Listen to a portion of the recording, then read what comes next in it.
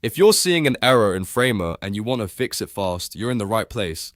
In this tutorial, I'll walk you through how to use Framer's error checker, how to identify what's actually broken, and how to fix the most common issues without wasting time guessing. If this video helps, make sure to hit like and subscribe for more quick software tutorials just like this. Alright, let's jump in. First, open Framer and go into the project where you're seeing the issue. Once your project is loaded, take a look at the top bar or the right side panel. Framer usually shows an error or warning indicator when something needs attention. This is the first place you want to check because it helps you find problems before they become bigger issues. Now click on the error or warning indicator. This opens the error checker and shows you a list of the issues Framer has detected. If there are multiple errors, you may see several items here, and that's completely normal.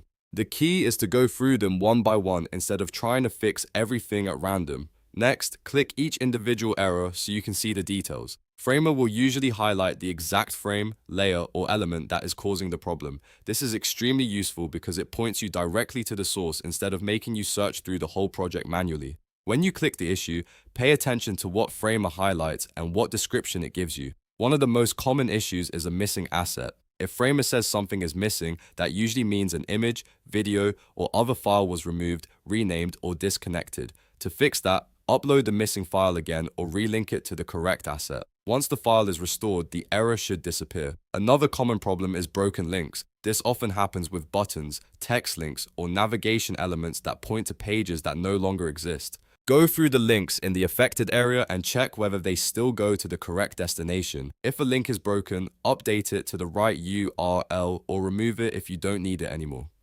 Missing fonts can also cause errors or display issues in Framer. If a font is unavailable, Framer may replace it with a fallback font, but that can affect your design. In that case, either choose a fallback font that looks close to your original style, or re-add the missing font if you have access to it.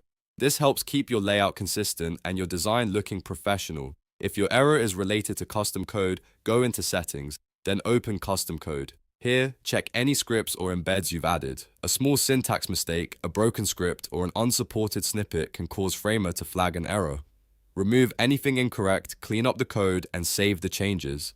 Custom code errors are often fixed by isolating the script and testing it step by step. After making each fix, go back and check the error checker again. This is important because it confirms whether the issue was solved or if there are still more problems left in the project. Work through the list until the warnings are gone, or until you've confirmed that the remaining items are expected and not affecting your page. If you're still not sure what's causing the problem, focus on the highlighted element and compare it with the error message. In many cases, the message is enough to point you in the right direction. The goal is to fix the root cause, not just hide the warning. And that's it. You now know how to use Framer's error checker to find issues, fix common problems like missing assets, broken links, missing fonts, and custom code errors, and get your project back on track. If this tutorial helped, please hit like, subscribe, and I'll see you in the next one.